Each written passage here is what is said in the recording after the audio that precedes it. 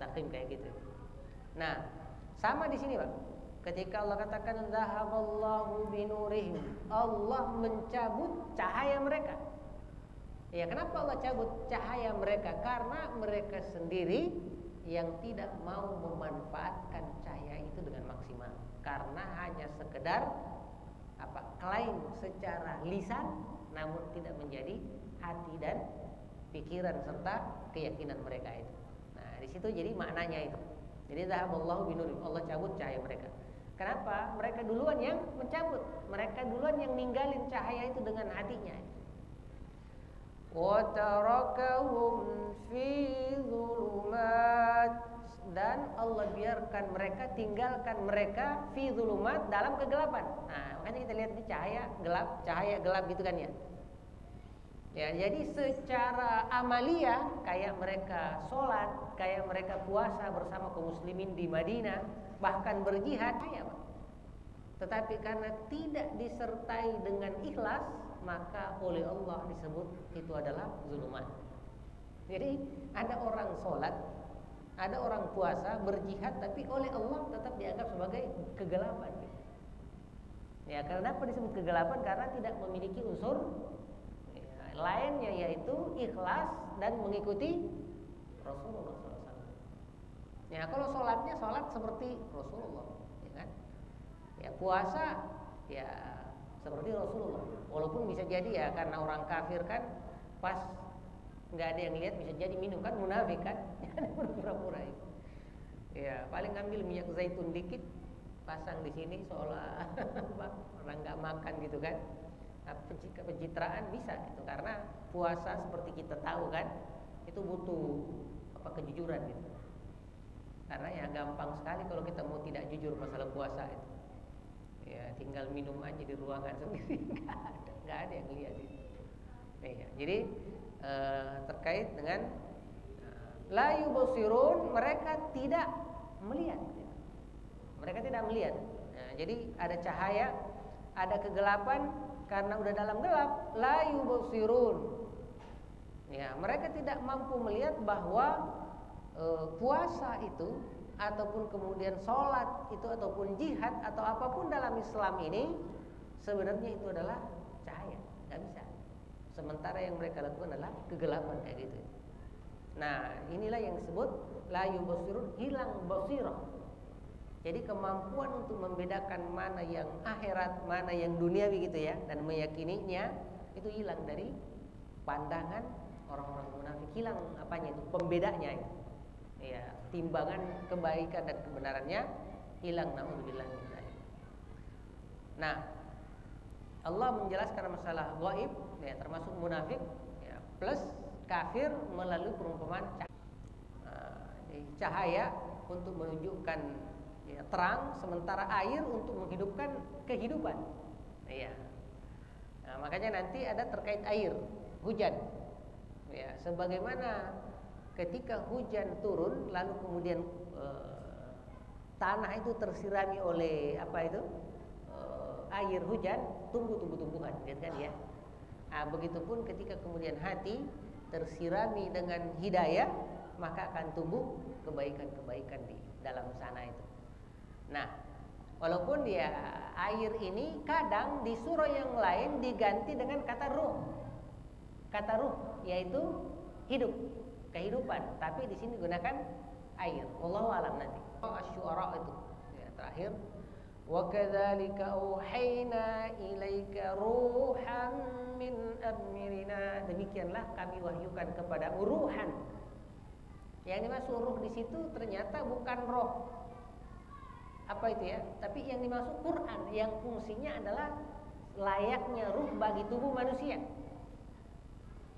Ya, ma kunta tadri mal kitabu walal iman. Sebelum Quran ini turun, kalian enggak ngerti mal kitab, apa Al-Qur'an itu? Enggak ngerti Quran itu apa, itu hidayah itu apa, wahyu itu apa. Gara-gara enggak ngerti Quran walal iman, sehingga engkau tidak mengerti juga yang namanya iman. Ya, jadi Quran melahirkan iman, dan sementara Quran itu layaknya adalah ruh yang menghidupkan.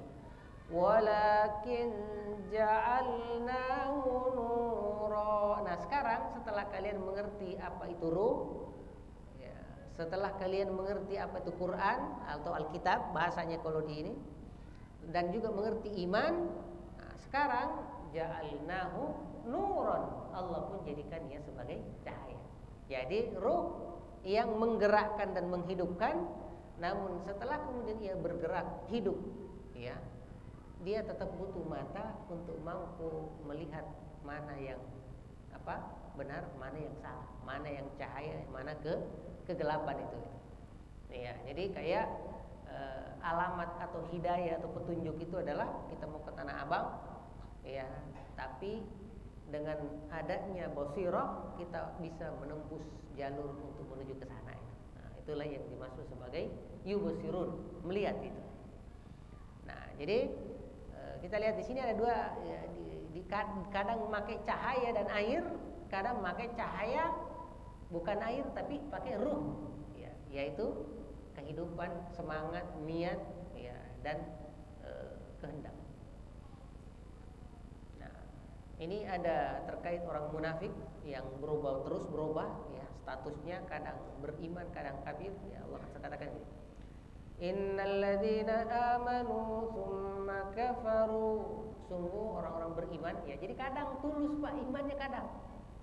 Tetapi lebih seringnya tsumma kafaru, lalu mereka kafir dan ingkar. Dan ini aslinya orang munafik.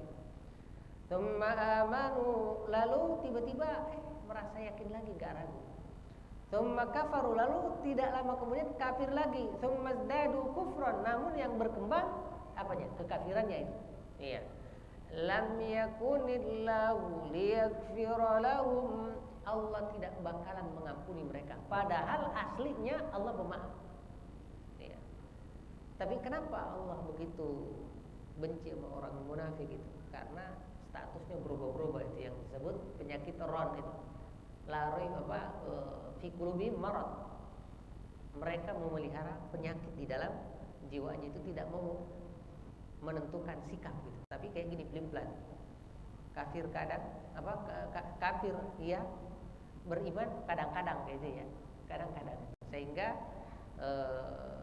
Allah ancam mereka dengan ancaman lam yakunillahu liyaghfira lahum. Kalau ujung hidupnya terus begitu, lebih dominan kekafirannya, maka Allah enggak bakalan mengampuni mereka. Wala liyahdiyahum sabila, dan Allah enggak akan ngasih petunjuk. Ya, enggak ngasih petunjuk. Ya, jadi ketika iman itu hidup di dalam hati, ya, karena dia kayak pelita, dia akan selalu menunjukkan sesuatu, menunjukkan jalan, menumbuhkan semangat, menumbuhkan niat. Jadi kalau di jiwa kita punya niat, misalnya tilawah, ya, target itu makin tinggi makin kokoh itu, ya, makin kokoh. Mau infak gitu, selalu nunggu itu, kayak selalu mengingatkan itu kalau nggak dilaksanakan, karena ya tingginya sinyal keimanan dan cahayanya itu. Jadi selalu mengingatkan.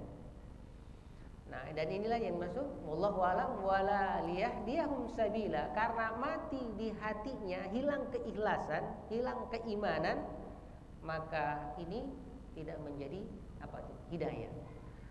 Basyiril munafiqina bi anna lahum azaban alima. Nah, yang gaya seperti ini, naudzubillah, ragu terus, tidak mampu menentukan sikap, apakah kafir sekalian atau kan kemudian mukmin sekalian, diancam oleh Allah dengan ancaman seperti naudzubillah. Nah, ini ada keterangan yang dimaksud ayat ini bukan orang murtad kemudian kembali kepada Islam, ya, jadi bukan Islam masuk lagi gitu ya, bukan. Kemudian murtad lagi dan kembali kepada Islam, bukan. Akan tetapi orang-orang beriman tapi mengingkari beberapa ayat dalam Al-Qur'an, sebagaimana pembahasan munafik di ayat sebelumnya itu. Ya, naudzubillah ya. Ya, kemarin kita lihat kan peristiwa itu ya. Agak ngeri juga. Karena salah satu pernyataannya, ucapan yang bikin orang gerah itu kan ya. Saya muslim, Pak, tapi saya enggak percaya syariat ya katanya. Jadi dia muslim tapi enggak percaya syariat. Loh, makanya syariat itu adalah substansi Islam. yang babak belur kemarin tuh naudzubillah gitu ya. Itu salah satu pernyataan yang bikin jengkel kayak gitu. Iya. Nah. Dua, perumpamaan untuk orang munafik. Ya, kita ambil dulu yang cahaya api, ya, cahaya yang padam. Ya, jadi udah sempat nyala, ya lalu kemudian mati gitu. Nah ini kita misalkan diambilnya di Quran dan apa itu cahaya dan kegelapan, ada juga buta dan melihat, itu selalu perumpamaan itu. Ya, makanya di ayat sebelumnya kan fahum ya'mahun, mereka buta gitu, di ayat sebelum tentang munafik itu. Nah tentang api ya atau cahaya yang tadi disebut ya, istauqada nara, mereka menyalakan api ya, di ayat yang lain Allah katakan gitu, awaman kana maitan fa ahyayna, apakah orang yang tadinya mati. Nah ini mati di sini bukan mati hilang rohnya apa enggak, tetapi yang dimaksud di situ mati adalah orang yang tadinya kafir, orang yang tadinya munafik kayak itu, dia yang dimaksud di situ mati kayak itu. Ya. Fa ahyainahu, lalu kami hidupkan dia. Yang dimaksud hidup di sini bukan dari mati fisik lalu hidup, enggak. Tetapi yang dimaksud adalah hatinya yang mati lalu hidup dengan cahaya. Wa ja'alna lahu nura, lalu setelah itu udah hidup, lalu kami jadikan untuknya cahaya. Nah, tuh. Jadi itu sama dengan tadi yang kita sebut di surah Asy-Syu'ara itu. Jadi di kehidupan ya, lalu kemudian setelahnya kasih cahaya gitu ya. Kasih cahaya. Kenapa? Semangat itu belum cukup, Pak. Ya, orang kan bilang nih, anak muda ini semangatnya beragama. Ya, sampai ada yang ngomong begitu, Pak. Begitu semangatnya, dulu sebelum belajar agama yang digosipin siapa? Ya, teman-temannya paling, teman-teman sekitarnya. Tapi setelah belajar agama terlalu semangat, akhirnya yang digosipin ustadz-ustadz, kiai-kiai, syekh yang tidak sealiran dengan mazhabnya. Jadi meningkat gibahnya, dari menggibat teman-teman sepermainan, giliran ngaji ya kan, kena doktrin yang digibah, wah itu mah ahli bid'ah, itu mah haroki pergerakan, itu mah bukan sesuai manhaj, diserang ya. Yang kemudian digosipin bukan lagi masyarakat awam tapi level ustaz. Kenapa? Karena yang ustaznya yang doktrinnya kayak begitu. Ya, jadi gibahnya berkembang itu, naudzubillah. Ya tentu menurut saya ya di setiap kelompok ada seperti itu kan ya, ada. Cuman ya tadi walaupun kita tidak searah dengan sekelompok pendapat ulama, seharusnya jangan serang pribadinya. Itu nggak boleh itu pribadinya. Adapun pendapat bisa Pak diadu antara satu syekh dengan syekh yang lain, antara kiai dengan kiai yang lain, habib dengan habib, bisa disini. Dan itu memang ilmiah kayak begitu. Tapi kalau yang diserang pribadinya, wah itu udah melanggar. Naudzubillah. Nauzubillah. Dan daging ulama kayak itu beracun itu ya. Makanya ya di Facebook itu pernah ada yang apa ya, jadi ada postingan saya ya, ternyata banyak juga di Facebook itu akun apa itu istilahnya, abal-abal Pak, abal-abal gitu. Saya coba cek krononya loh, ini nggak jelas, kelihatan perempuan ya kan ya, nauzubillah, nggak jelas kelaminnya. Akhirnya itu akun bodong ternyata. Jadi baru 2-3 kali diskusi apa ngomong di apa itu di apa istilahnya kolom komentar udah membabi buta nyerang Pak. Ente Wahabi, bilang itu dari saya gitu kan. Ya, ente itu bukan begini. Tiba-tiba ngecek di apa FB ana ada tentang Ibnu Taimiyah. Oh ini buktinya, dia screenshot. Ente betul-betul ternyata Wahabi gitu. Setelah itu nyerang berapa ulama. Jadi baru ngomong beberapa itu udah nyerang ulama berkali-kali. Saya bilang, kita baru sebentar ngomong, ana yang ente tuduh Wahabi, belum ada ulama ente saya serang, belum ada. Ya kan? Saya bilang jangan sampai ente kemudian menyerang, mohon maaf, kelompok lain yang ente katakan Wahabi, Salafi, lalu sikap ente jauh lebih buruk dibanding yang ente sebutkan itu. Ya, karena masalah ulama itu juga butuh ilmu gitu. Saya coba udah, ini jelas nggak nih orangnya. Dah kalau mau diskusi Kalau ente memang ngerti, ya karena baru sebentar ngomong ente udah nyerang ulama sono, Ibnu Taimiyah diserang, Ibnu Qayyim diserang, ya Abdul Wahab diserang. Jadi semua simbol-simbol yang sebelah sono diserang semuanya kan? Ya begini, ya bukannya ente benci, mohon maaf ya kata yang sebut Wahabi Salaf itu karena katanya membidahkan Ustadz ente gitu kan ya? Loh. Ya belum ada apa-apa itu. Ya, coba chatting pakai bahasa Arab sekalian. Nah kalau ente punya otoritas, gini aja deh, dah. Nggak dijawab salahnya. Kata dia, ngapain bangga-banggain katanya itu bahasa Arab. Itu kan juga bahasanya Abu Lahab katanya. Aduh, muncul liberalnya.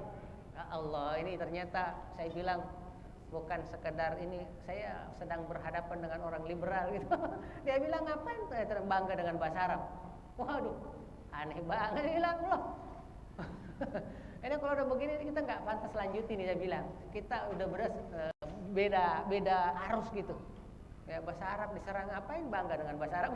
Aduh ya Allah, nggak mungkin ngomong begitu kalau bukan kalangan liberal gitu. Ya, ke kelompok yang sudah babak belur, naudzubillah. Nah jadi bapak sekalian katakan perumpamaan kayak gitu jadi. Maitan fa'ahyainahu, mati lalu dihidupkan. Ya. Lalu kemudian ya plus ditambah cahaya. Ya, cahaya itu adalah untuk memandu semangat tadi itu. Ya, makanya ingat Pak, pernah semangat gitu ya, tapi dukungan cahaya keilmuannya masih minim. Hanya kayak tadi tuh sering menggibah ustad. Wah itu mah bukan kelompok kita gitu kan ya, itu mah bukan. Nah itu sempet juga. Tapi dengan seiring bertambahnya ilmu, wah, kita udah mulai hati-hati tuh, wah nggak sembarangan ternyata. Karena ada argumen-argumen di balik itu yang bisa jadi perbedaan yang sifatnya memang susah untuk dihindari gitu. Nggak usah jauh-jauh Pak, yang kayak kemarin aja awal puasa kan, ya lebih adem lah kemarin itu. Kenapa? Hampir 10-20 tahun kita dari reformasi itu kan ya, itu debat mulu dan egois Pak, nggak ada yang mau ngalah. Tapi kemarin setelah kita berapa lama itu mulai sering bareng lagi kan, nah kemarin adem tuh, nggak terlalu. Saya lihat teman-teman yang mancing-mancing di Facebook nggak banyak yang ngelayanin. Kalau dulu enggak gitu, sama-sama ego gitu. Seolah-olah udah surga neraka itu beda awal start puasa. Ya, tapi dulu udah mulai dewasa kayak gitu. Mulai dewasa, alhamdulillah. Nah, setelah itu di sini dikatakan kaman mathaluhu fi dzulumat. Apakah mungkin yang tadinya sudah hidup, sudah memahami cahaya itu akan disamakan dengan mereka masih terlelap dalam kegelapan itu? Ya, orang-orang kafir dan munafik, naudzubillah. Laisa bi kharijin minha, yang mana mereka susah keluar dari kegelapan itu. Nah, jadi itu diantara bentuk perumpamaan. Nah, iman dan Islam adalah cahaya. Ya, kita lihat lagi misal masih tentang cahaya ini di surah Az-Zumar, Allah katakan gini. Afaman syarahallahu sadrahu lil islami fahuwa ala nurim mir rabbi. Afaman syarahallahu sadrahu, apakah orang-orang yang Allah berikan kenyamanan di dalam jiwanya untuk berislam, fahuwa ala nurim mir rabbi, dia sedang berada di dalam cahaya dan petunjuk dari Rabb-nya. Ya. Sebetulnya cahaya di sini. Ya. Makanya ya alhamdulillah, bahkan kita punya ada surat An-Nur namanya ya. Surah An-Nur, cahaya. Ya. Sampai dikatakan tentang Allah yang bercahaya itu disebutkan di hadis hijabuhu nur. Tameng ya Allah dengan makhluknya itu adalah cahaya. Cahaya kalau kemudian cahaya itu disingkap, ya maka habis terbakar seluruh makhluk Allah Subhanahu wa taala. Ya enggak usah jauh-jauh yang kisah terkait dengan Nabi Musa itu ya. Arini anzur ilai, ya Allah, tolong kasih aku kesempatan bisa menatapmu, melihatmu di dunia ini. Ya. Kata Allah, lan tarani, enggak bakalan engkau lihat aku ya di dunia ini. Ya, kata dunia itu dilupakan oleh Mu'tazilah. Sehingga dia bilang di akhirat pun Allah enggak kelihatan. Enggak kelihatan. Ya. Falamma tajalla rabbuhu lil jabal, ketika penampakan Allah mulai muncul di gunung ya. Apa gitu?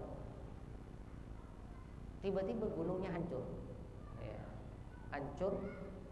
Lalu fakharra Musa sa'iqa, Musa sendiri ngelihat baru hancur gunungnya, pingsan duluan juga. Jadi baru gunungnya dilihat ya, belum baru Allahnya, baru cahayanya itu. Falamma afaqa, tatkala dia kepengen ngelihat engkau, ternyata belum saatnya. Jadi perangkat kita dan apa yang ada di bumi ini belum disiapkan oleh Allah untuk mampu menatap dirinya. Ya, tapi ketika nanti kelak di akhirat, ya, itu beda suasananya. Ya, makanya di ayat yang lain katakan ila rabbiha nadhirah. Salah satu kenikmatan tertinggi di akhirat nanti adalah ketika kita menatap langsung Allah dengan mata telanjang. Dan itu ada sisinya nanti, ada sisinya. Siyati qulubum min dzikrillah. Sungguh celakalah orang yang hatinya keras dari mengingat Allah. Nah, keras di sini ya tadi yang zulumat, yang gelap, yaitu orang-orang kafir, naudzubillah, ya dibandingkan dengan orang yang mendapatkan cahaya. Nah, hilangnya cahaya orang munafik termasuk Yahudi, ya, kafir karena mereka mengingkari kebenaran Islam. Ya, jadi kayak tadi mengamalkan Islam, melaksanakan sholat yang ittiba judulnya itu kalau di syarat gitu ya, rukun. Namun menghilangkan apa itu? Ikhlas atau niat, ya, atau iman. Nah, jadi ya kayak orang non muslim saja yang belajar wudhu gitu ya, coba gimana sih sensasinya berwudhu gitu kan, lalu gimana sih sensasinya kalau ikut sholat kayak gitu ya. Ya ada juga yang kadang perempuan tuh ya, coba gimana sih ya, rasanya berjilbab gitu ya. Jadi dia pakai jilbab padahal dia non muslim, cuman mau coba sensasinya gitu. Nah, zahaballahu binurim, Allah hilangkan cahaya yang menyinari mereka. Allah hilangkan dari mereka manfaat api yang sedang mereka perlukan untuk penerangan, dan membiarkan hal-hal yang membahayakan diri mereka, yaitu bara dan asapnya. Nah, itu penafsirannya ulama terkait dengan ini. Dan tadi kita katakan ya, mereka lah yang tidak percaya Allah yang merupakan sebenarnya cahaya, sehingga ketika mereka mencabut itu, Allah sendiri juga ikut mencabutnya. Itu yang kita sebut adalah pembalasan, itu keadilan. Ketika ya apa dia tinggalkan, maka Allah sendiri yang meninggalkannya. Wa tarakahum fi dhulumat, dan meninggalkan, membiarkan mereka dalam gelap. La yubsirun, dan tidak melihat. Jadi dua di sini, gelap. Yang kedua, konsekuensi dari gelap itu adalah tidak mampu melihat itu. Tidak mampu melihat sehingga buram. Jadi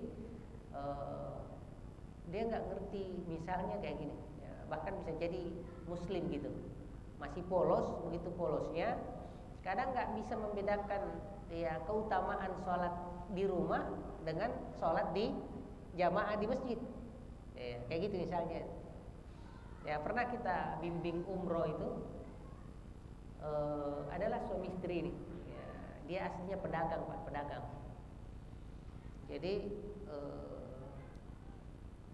pas jam makan, saya lupa waktu itu sarapan pagi apa siang ya atau malam gitu, ikut nimbrung di meja kita itu ya, alhamdulillah agak mendekat gitu ke kita.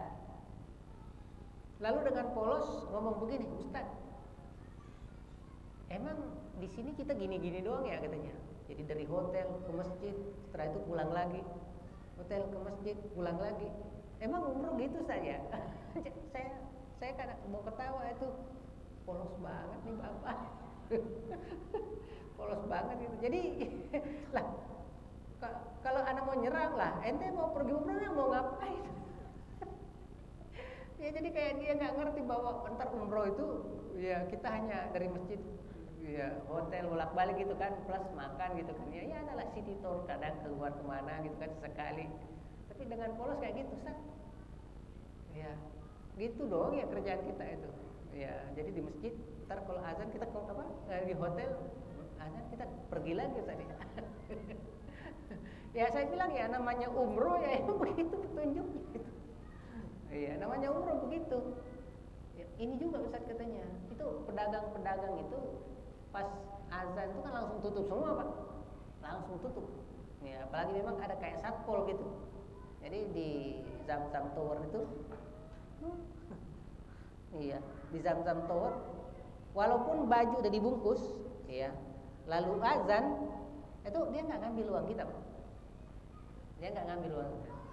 Walaupun saya curiganya itu karena takut kena sanksi satpol. Iya, udah walaupun gini itu udah nggak kan? Ya, paling nanti setelah selesai buka lagi, tadi saya ngambil baju ini baru bayar uangnya baru diterima sama dia. Iya. Kata dia Ustaz itu nggak rugi katanya itu yang terutama pedagang asongan di pinggir Mekah Madinah itu nggak rugi itu dia 5 menit sebelum azan ditutup aja katanya kayak gitu, ya kan? Apalagi dibiarin aja Ustaz katanya nggak ditutup-tutup itu nggak ada yang nyuri itu katanya, jadi polos banget nanyanya. Jadi dari awal untung nggak banyak temen di situ jadi enak menjelasinnya kan, kalau ada temen yang lain ntar nggak enak kalau ada yang bapak ini mau ngapain dia pergi umroh ya, mau pergi jalan-jalan gitu, city tour mulu gitu. Ya Allah ada juga kayak begini. Iya, jadi masih polos ya, jadi belum mampu menimbang-nimbang. Oh ya, padahal bilang wah ini kalau umroh jangankan ngomong kayak begitu waktu azan, mereka yang ngerti bahkan seringnya itikaf di masjid, ngaji tilawah gitu kan ya. Ya malah paling di hotel itu sekedar untuk makan gitu ya. Ya kalau datang ke sono ngorok doang kayak nggak ke masjid, wah bukan umroh namanya. Pergi ngunjungin kota Mekah, ngunjungin kota Mekah, city tour jadi. Bukan perbanyak sholat kayak gitu. Dan ada kayak begitu itu polos bang, walaupun cuma 1-2 kadang ya. Ya saya nanya emang bapak di Bekasi, wah kalau di Indonesia mah saya sholat di rumah aja Ustaz. Polos lagi. Saya bilang ya Allah berikanlah hidayah bapak ini gitu. Polos banget gitu. Ya polos gitu, nggak malu, nggak jaim dia ngomongnya. Ya kadang ada orang walaupun begitu nggak berani nanya kan, karena jaga gengsi lah. Bahkan saya ini dipoles-poles dikit lah biar nggak kelihatan blow on banget. Tapi dia suami istri lagi tuh, suami istri. Dan saya lihat memang istrinya jilbabnya itu jilbab kayak baru pakai jilbab kayaknya sebelum iya mau pergi umroh. Artinya memang masih belum ini basirahnya itu belum. Beda dengan jemaah yang lain, waduh kadang ada juga yang susah ini. Ya. Pokoknya dikit-dikit di masjid gitu. Ada juga yang kayak begitu semangatnya luar biasa.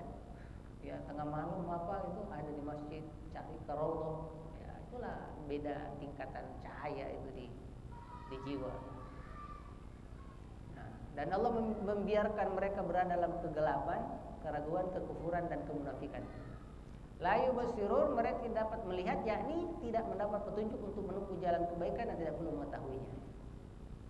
Dan ini berasa banget Pak, naik fluktuasi iman itu ya, ada waktu tertentu untuk target tilawah kita aja itu kan ya susah gitu. Ya kadang selesai target kita seharian dengan pagi-pagi habis sholat subuh, kadang udah nginjek hari berikutnya susah targetnya Pak. Ya sama dengan sholat jamaah, ada waktunya kita lebih awal gitu kan ya, ada waktunya ini udah mau komat kita belum gerak. Jadi itu cahaya itu luar biasa itu gerak ininya, grafik perkembangannya. Nah dan itu juga mempengaruhi yang tadi dikatakan basirah itu, basirah. Hilangnya jalur dan pintu-pintu hidayah dari orang-orang munafik. Nah kalau di tentang kufur Allah katakan khatamallahu ala qulubihim, Allah tutup hati mereka, mata mereka, akal mereka, dan kemudian jiwanya. Nah, kalau orang munafik ini sering disebut gini, summum, mereka tuli, ya, sumun, bukmun, ya, bisu, tidak bisa ngomong yang benar, ya, tidak bisa ngomong yang benar, mendakwahkan yang benar. Umyun, buta, ya, ini ada 3, tuli, ya, bisu, buta, ya. Fahum la yarji'un, maka mereka tidak bisa kembali kepada jalan yang benar. susah untuk taubat gitu. Ya, makanya kalau yang kena kayak nifak kayak gitu, itu mending kayak Yahudi, mending kayak kafir asli gitu ya, dibanding nifak kayak itu. Ya, susah untuk balik, naudzubillah. Naudzubillah, makanya ya kelompok-kelompok yang terindikasi kayak begini, nifak ideologis gitu ya. Ya dengan bahasa kayak tadi, naudzubillah, saya muslim tapi saya nggak mau melakukan syariat gitu ya. Waduh, itu berat itu. Ya, jadi itu bahasa lain kata liberal itu. Itu kata lain Islam liberal. Tapi dia identifikasi dirinya Islam tapi nggak mau terikat dengan aturan Islam atau syariat itu. Naudzubillah. Nah, kayak gitu tuh berat untuk ya, disebutkan. Kenapa Allah sudah cap mereka itu tuli, jadi tidak mampu mendengar nasihat, ya. Bisu, tidak mampu mempromosikan kebenaran dengan jujur dengan lisannya, dan buta, ya, tidak mampu melihat yang benar sebagai benar dan yang salah sebagai yang salah. Nah, keterangan tuli tidak mau mendengar dengan baik ajaran Al-Quran atau nasihat secara umum. Lalu kemudian yang kedua, bisu, ya, tidak mau dan tidak mampu mengucapkan kebenaran secara jujur, ya, lebih ke pencitraan. Lalu kemudian buta, tidak bisa melihat kebenaran dengan apa adanya. Nah, Bapak-bapak sekalian rahmatullah subhanahu wa ta'ala, ya, kayak tadi kita katakan karena ini Ramadan gitu ya, jadi habis makan sahur gampang banget kita ngantuk gitu. Ya, jadi untuk sementara kita nggak usah lama-lama, ya. Sebelum kita tutup, mungkin ada pertanyaan-pertanyaan, ya, silakan Pak Bobo. Ya.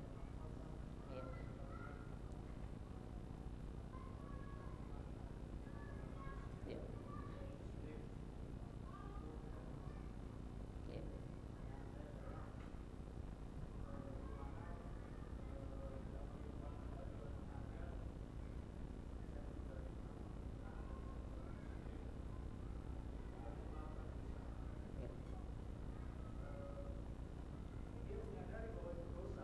Ya. Ya, ya. Jadi dia sangat sadar bahwa dia muslim dan apa yang dia lakukan itu pelanggaran gitu ya.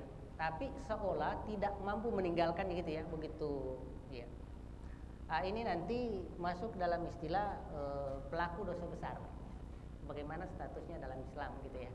Jadi dia muslim tapi masih gampang terinfeksi dengan naudzubillah dosa besar kayak gitu. Nah, bagaimana statusnya? Iya, kalau dalam ahlus sunnah itu adalah muslim karena keimanannya, fasik karena dosanya. Nah, gitu bahasanya itu. Nah, statusnya gimana di akhirat? Diserahkan ke Allah. Allah pengampun, dia akan ampuni, dan Allah maha memiliki azab. Kalau dia mau, dia akan azab. Jadi masyiah, tahtal masyiah bahasanya. Diserahkan ke Allah Subhanahu wa taala. Ya, tapi kalau versi Mu'tazilah, dia berada antara surga dan neraka. Manzilah binal manzilatain. Iya, jadi neraka kagak, surga juga kagak. Iya, dan itu Mu'tazilah itu pendapatnya itu. Pendapatnya Mu'tazilah kayak gitu. Nah, paling kayak tadi itu ya, jadi dikhawatirkan ya dia gampangnya lemah.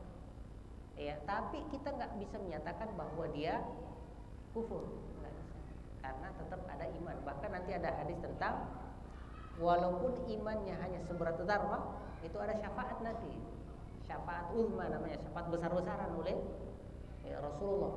Ya, jadi akan dikatakan, ya Rasulullah, akhrij ummataka, keluarkan umatmu dari neraka, man kana fi qalbihi, siapapun yang masih di hatinya itu masih ada sejumput iman, selama nggak syirik, itu kan ya, kesempatan untuk syafaat. Nah, itu paling statusnya itu, ya, paling statusnya. Dan ada yang menyatakan bahwa itu masih hidup berarti basiratnya Pak, jadi masih ada teguran, hatinya masih ini, masih ada cahaya sehingga dia ngerti. Kalau munafik itu nggak sadar begitu Pak, burem aja itu, dia nggak ngerti ini benar apa salah. Yang tadi disebut buta tuli, layu busirun, layar jiun, nggak balik, nggak ngelihat kayak gitu. Jadi sama aja hal kayak gitu. Jadi paling apa sih? Selalu sujud sujud di masjid, apa sih untungnya kayak gitu ya. Jadi yang cari hanya materialnya doang gitu, tidak mampu melihat spiritualnya, hidayah. Ya mungkin itu statusnya Pak kalau dalam akidah itu perdebatannya seperti itu dalam ilmu akidah itu. Jadi dia muslim dengan imannya, ya, dan tetapi fasik karena dosanya. Statusnya ya diserahkan ke Allah tahtal masyiah, insya'a ghafarahu wa insya'a adzabahu. Ya, tergantung keputusan Allah. Ya, Allah dia maafkan dan Allah siksa kalau memang itu adalah ya Allahu ghafurur rahim, Allah Maha Pengampun. Allahu a'lam. Ya, silakan kalau ada yang mau nambahkan atau ada yang Pak nanya sebelum kita tutup. Ya, silakan Pak. Ya.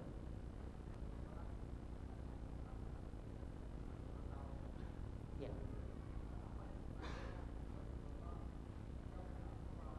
Oh ya. Ya bagus, ini pertanyaan. Kenapa Allah biarkan orang munafik gitu ya gentayangan gitu, bahkan ngerecokin dakwah, bahkan ayat banyak menyatakan bahwa mereka itu kerjasama dengan pihak luar kayak gitu ya untuk menyerang kaum muslimin. Hikmah yang paling jelas adalah bahwa mau atau tidak casing dari luar mereka tetap muslim. Jadi peradaban kayak Persia, peradaban kayak ya yang ada di Suriah itu yang Kristen Ortodok sama Protestan gitu kan, melihat mereka itu muslim di satu komunitas dengan Islam. Ya kata Rasulullah, kalau mereka dihukum sesuai yang tampak gitu, ya dihukum, kata Rasulullah, nanti kesan opini yang berkembang bahwa Muhammad menyiksa temannya sendiri. Artinya substansi kasih sayang dalam Islam itu gak ada. Ya, sementara yang dibina adalah kasih sayang gitu. Iya, kasih sayang. Itu hikmahnya. Itu hikmahnya. Saya kata Rasulullah tidak mau lalu kemudian berkembang opini di luar sana yang memusuhi kita, Persia, Romawi dan orang-orang muslim orang-orang musyrik ya, karena Mekah Madinah itu dihuni lebih banyak agama syirik dibanding agama ahlu kitab Yahudi Nasrani. Oh ya, lebih banyak kalangan musyrik. Dan dalam informasi Quran umpama malah disebutkan lebih dekatan mana orang Nasrani itu ke Islam ya, karena terus terang kekristenan itu ajarannya itu nggak banyak lari ke politik, terlalu spiritual, dan ketika spiritual agak dekat dengan Islam. Kalau Yahudi dia lebih banyak ke politik, masalah duniawi, sehingga kebenciannya ke Islam tinggi gitu. Ya, makanya ya tidak banyak orang Yahudi masuk Islam, itu tidak banyak. Lebih banyak kalangan Nasrani. Ya, dan kaum musyrikin penyembah berhala kayak kalau kita di sini ada Buddha, ada Hindu, itu lebih tinggi ininya dibanding ya orang-orang yang di kalau informasi Quran gitu ya. Nah, itu hikmahnya. Wallahu a'lam. Ya, walaupun ya seperti kemarin kita jelaskan di sebelumnya dan Pak Gubernur sempat nanya, cara menyikapi mereka itu sesuai kemajuan Islam. Kalau Islam sudah maju, barulah mulai mereka disingkirkan gitu secara halus, ya, diusir dari masjid, dipermalukan kayak gitu ya. Tapi awal-awalnya nggak bisa tegas Pak, karena Islam belum punya apa istilahnya kedudukan yang mapan gitu, belum berhak menyeleksi teman-temannya itu belum. Ya, makanya kemarin Pak Gubernur sempat nanya. Jadi sikap kita sekarang Ustaz terhadap yang dalam tanda kutip diindikasikan gimana, itu belum ada undang-undangnya, belum ada keputusannya. Artinya status kita mereka di negeri kita ini masih sama gitu. Sehingga ya kayak fatwa ya tidak menjadi undang-undang, hanya balik ke hati nurani aja. Ya paling yang kena ya sanksi sosial doang kayak gitu ya. Sanksi sosial, dan itu butuh waktu Pak. Ya kita udah lihat lah ada sanksi sosial. Walaupun ya ribet juga sih kalau ngomong gitu, dia sendiri datang baru nyajak. Ya jadi sama aja, udah tonjok gue nih. Ya maunya jangan terlalu berani ya. Yang lain mah ada yang ya, datang tapi dia pakai tidak menampakkan diri kan, tapi dia pakai topeng lah begitu kan ya. Ya kalau dia ini datangin orang, nyetor wajahnya kayak gitu ya ini. Walaupun ya ada yang bilang itu permainan juga sih sebenarnya itu untuk mancing. Ya, insya Allah nanti di pertemuan selanjutnya kita coba lihat terkait dengan air ini, ya. Bagaimana air diumpamakan sebagai kehidupan. Ya. Jazakumullah khairan atas perhatiannya. Pas jam 6 ya, kita tutup dengan doa kafaratul majlis. Subhanallah.